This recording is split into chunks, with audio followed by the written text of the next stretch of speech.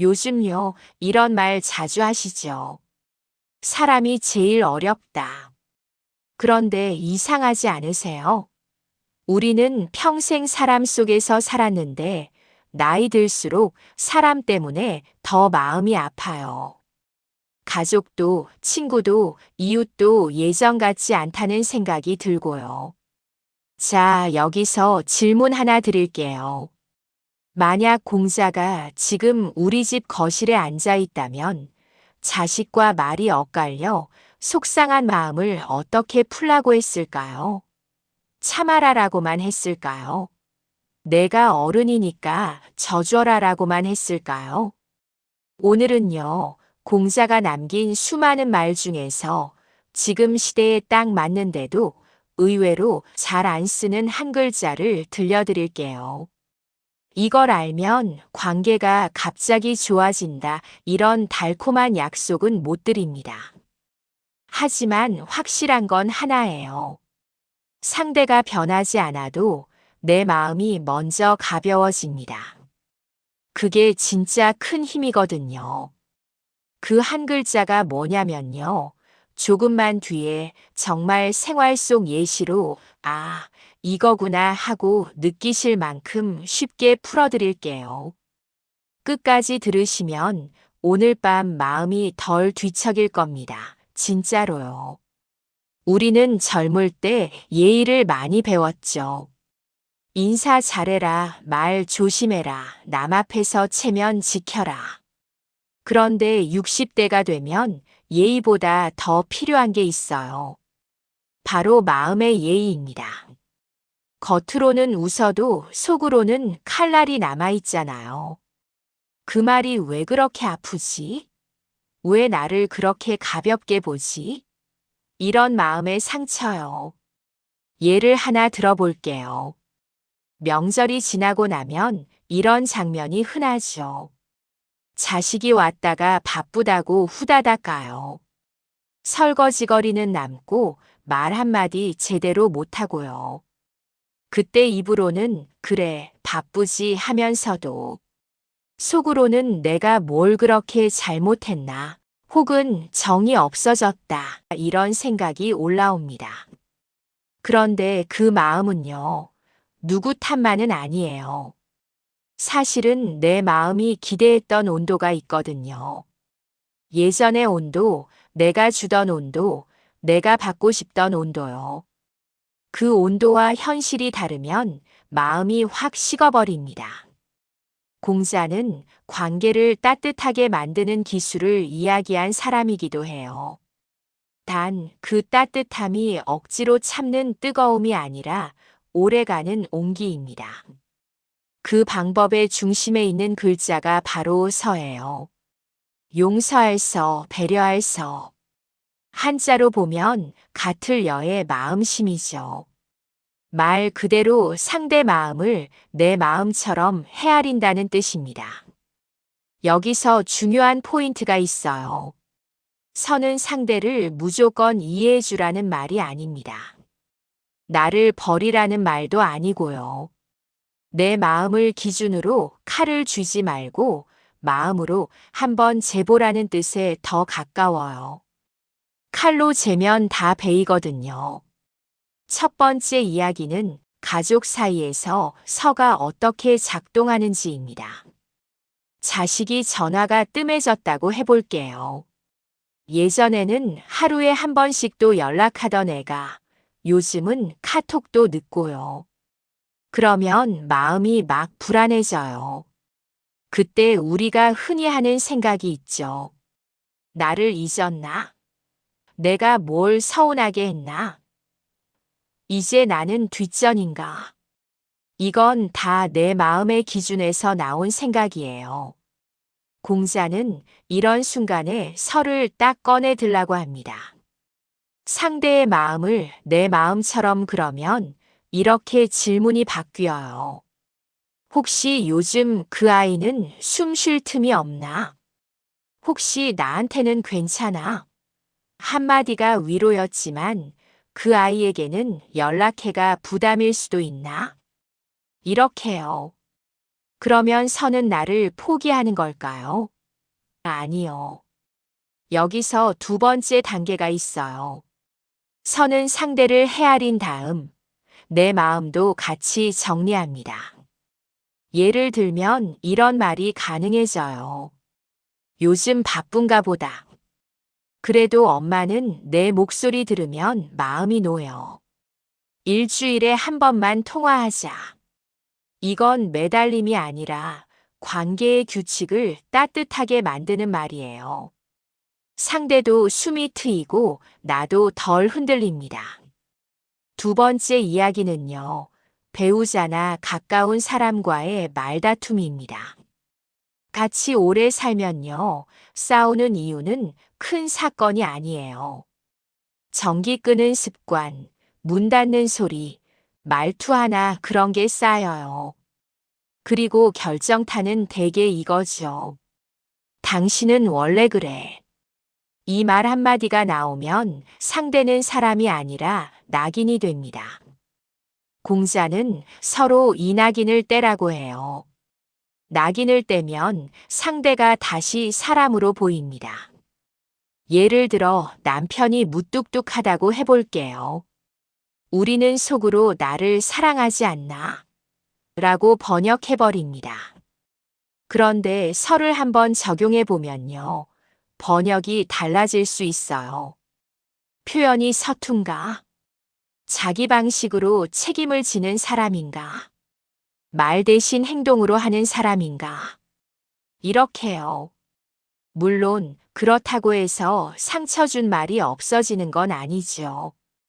그래서 선은 이렇게 마무리해야 합니다. 나는 그 말이 아팠어. 다음엔 그렇게 말하지 말아줘. 이게 참 신기한데요. 너는 왜 그 모양이냐가 아니라 나는 아팠다로 말하면 싸움의 각도가 달라집니다. 상대는 변명할 공간이 생기고 나는 내 마음을 잃지 않게 돼요. 세 번째 이야기는요, 친구와 이웃 관계입니다. 나이 들수록요, 친구가 더 소중한데 또 더 예민해져요. 내가 연락했는데 왜 답이 없지? 저 사람은 왜 늘 자기 얘기만 하지?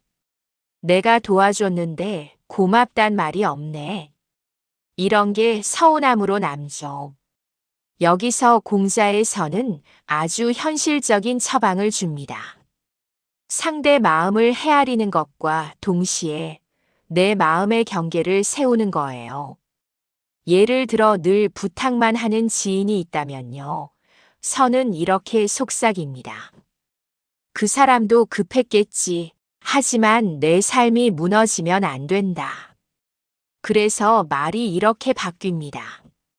이번 주는 내가 몸이 좀 힘들어서 어렵겠어. 다음에 내가 여유 있을 때 도울게. 거절인데도 관계가 덜 깨져요. 왜냐하면 미움이 아니라 상태로 말했기 때문이죠. 공자가 말한 선은 착한 사람이 되라는 게 아니라 지친 사람이 덜 상처받게 하라는 지혜에 가까워요. 우리 60대는요, 남을 위해서 너무 오래 애쓴 세대잖아요. 이제는 내 마음이 먼저 숨 쉬어야 합니다. 네 번째 이야기는요, 바로 나 자신에게 쓰는 서입니다. 이게 오늘 영상의 핵심으로 가는 길이에요. 사실 우리는 남에게는 그럴 수도 있지 하면서 나에게는 너무 매섭습니다. 내가 왜 그때 그렇게 말했을까? 왜 나는 이 나이에 이것도 제대로 못하지? 내 인생이 뭐가 됐나?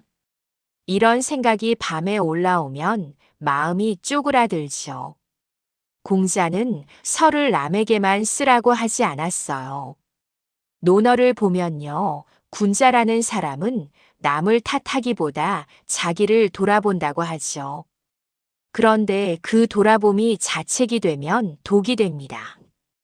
그래서 저는 이렇게 권하고 싶어요. 나에게도 설을 써보자. 내 마음을 내 마음처럼 헤아린다. 이상한 말 같죠? 그런데 이게 됩니다. 예를 들어볼게요. 마트에서 계산대 앞에 서 있는데 뒤에서 누가 툭 치고 지나갔어요. 기분이 상했죠. 집에 와서도 그 장면이 떠올라요. 그때 누군가가 내 옆에서 이렇게 말해준다면 어떨까요? 기분 상할 만했어. 네가 예민한 게 아니라 당연한 마음이야. 이 말을 남에게는 잘해주면서 나에게는 안 해줍니다.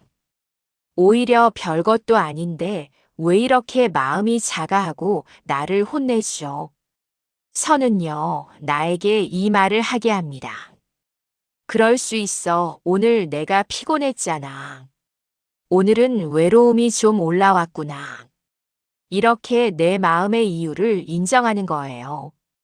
인정하는 순간 마음이 풀립니다. 마음은요, 무시하면 더 크게 소리치거든요. 5번째 이야기는 설을 하루에 한 번만 실천하는 아주 작은 방법입니다. 거창한 수행이 아니고요. 누구나 할 수 있는 생활 버전이에요. 이름하여 한 번 더 번역하기입니다. 사람 말은요, 그대로 들으면 상처가 되는데 한 번 번역하면 의미가 바뀌는 경우가 많아요. 예를 들어 누가 이렇게 말했어요. 요즘 왜 이렇게 연락이 없어요? 그대로 들으면 나를 감시하나? 귀찮게 왜 그래? 가 되죠. 그런데 한번 번역해보면요. 보고 싶었나 보다. 안부가 궁금했나 보다.